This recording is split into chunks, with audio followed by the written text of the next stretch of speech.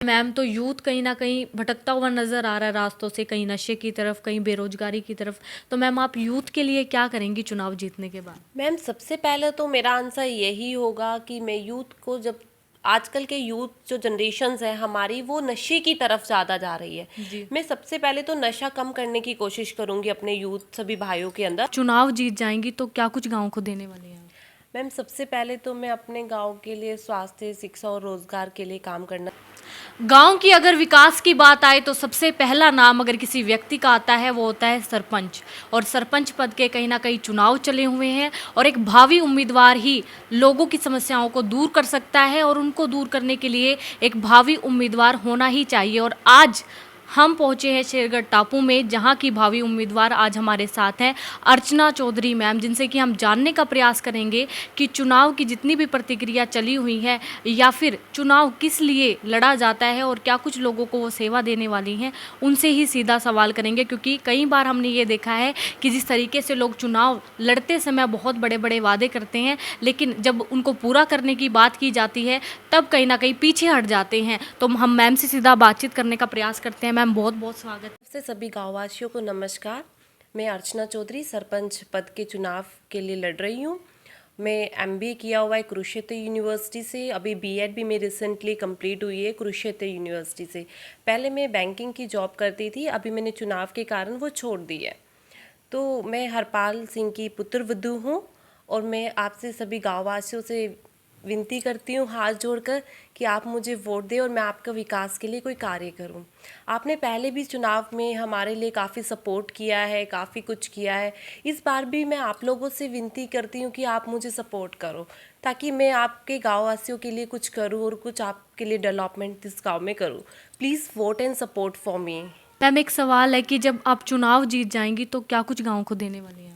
Ma'am सबसे पहले तो मैं अपने गांव के लिए स्वास्थ्य, शिक्षा और रोजगार के लिए काम करना चाहूँगी, जी। क्योंकि मुझे ऐसा लगता है कि मेरे गांव में सबसे ज़्यादा कमी जो है वो स्वास्थ्य, शिक्षा और रोजगार की है। जी। मैं चाहती हूँ कि जिस गांव की मैं सरपंच बनने जा रही हूँ, जो लोग मुझे प्यार देना चाहते हैं, उस गांव में सबसे पहले मैं हर घर की औरत हो, चाहे वो फिर बेटी हो, वो मेरी तरह ही बाहर निकले, वो कुछ करे, कुछ अच्छा बन के दिखाए।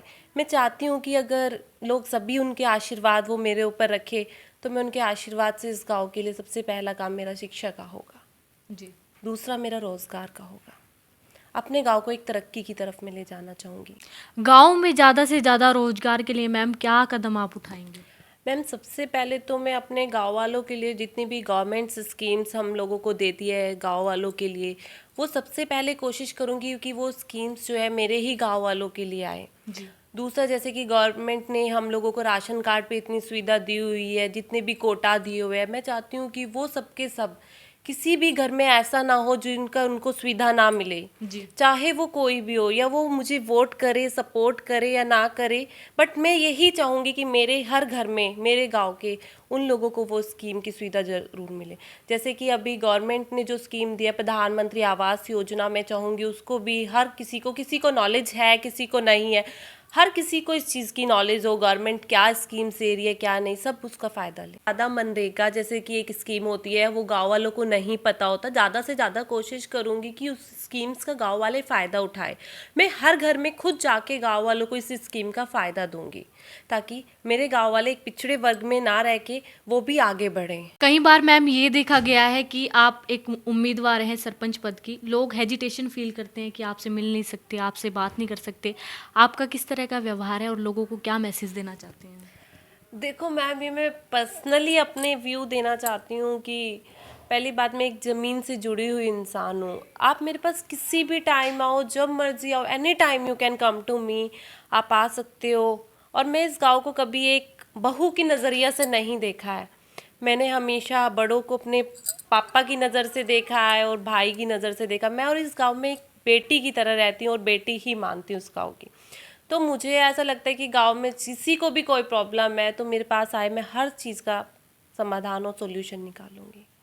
ये मेरा पर्सनल है कि मैं किसी को भी नाराज़ होकर अपने घर से नहीं जाने दूंगी। यूथ की अगर बात की जाए मैम, तो यूथ कहीं ना कहीं भटकता हुआ नज़र आ रहा है रास्तों से, कहीं नशे की तरफ, कहीं बेरोजगारी की तरफ। तो मैम आप यूथ के लिए क्या करेंगी चुनाव जीतने के बाद? मैम सबसे पहले तो मेरा आंसर यही होगा कि मैं यूथ को, जब आजकल के यूथ जो जनरेशन्स है हमारी, वो नशे की तरफ ज़्यादा जा रही है। जी। मैं सबसे पहले तो नशा कम करने की कोशिश करूँगी अपने यूथ सभी भाइयों के अंदर। और दूसरा चीज़ ये होगा कि आजकल हमारे गवर्नमेंट्स ने बहुत सारी फैसिलिटीज़ स्पोर्ट्स की दी हुई है। मैं अपने गांव में हर मंथ, हर वीकली कुछ स्पोर्ट्स एक्टिविटी रखूँगी, जी। जिसमें सभी लोग पार्टिसिपेट करेंगे। उनका कॉन्फिडेंस जो है वो लेवल थोड़ा इंक्रीज़ होएगा। यूथ्स में क्या होता है कि आजकल कॉम्पिटिशन्स बहुत ज़्यादा इंक्रीज़ हो रहा है। मेन द रीजंस है जो यूथ के अंदर है वो कॉन्फिडेंस की।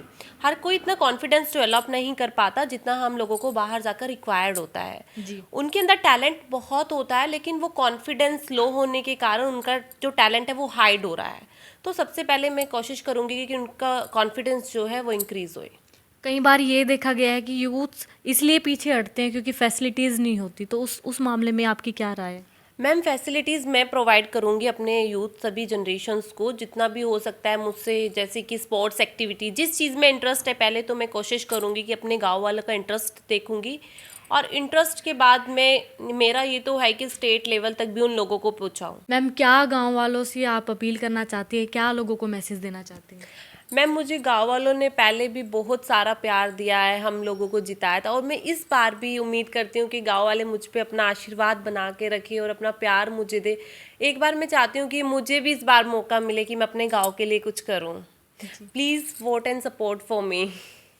तो देख सकते हैं आप लाइव तस्वीरों के माध्यम से मैम ने एक ऐसा संदेश दिया है जो शायद ही किसी उम्मीदवार के अंदर आपको देखने को मिलेगा, क्योंकि एक एजुकेटेड वीमेन अपने गांव को इस तरीके से चला सकती है जैसे कि आप देख पा रहे हैं कि महिलाओं ने हमारे देश को भी चलाया है। और कहीं ना कहीं जिस तरीके से इनकी अपील है आप लोगों से, और आप लोग भी चाहेंगे कि इनको सपोर्ट करें, जिस तरीके से पहली बार इनको सपोर्ट किया था, सेकंड टाइम अगर आप सपोर्ट करेंगे तो आपको गांव में फैसिलिटीज़ के साथ साथ बहुत सारी ऐसी चीज़ें मिलेंगी जिसकी शायद आप उम्मीद करते थे, और वो उम्मीदें तभी आपकी पूरी होंगी जब आप मैम को जिताएंगे। और जिस तरीके से भावी उम्मीदवार है शेरगढ़ टापू की ये, और उसी तरीके से ये अपनी सारी उम्मीदों पर खरी उतरेंगी और अपना काम करेंगी। हम भी चाहेंगे आप लोग इस वीडियो को ज़्यादा से ज़्यादा शेयर करें, और गाँव वालों से हम भी अपील करेंगे कि इनको ज़्यादा से ज़्यादा सपोर्ट करें ताकि एजुकेटेड वीमेंस और भी उभर कर सामने आए और वो भी गाँव के विकास में समर्थन दें। धन्यवाद।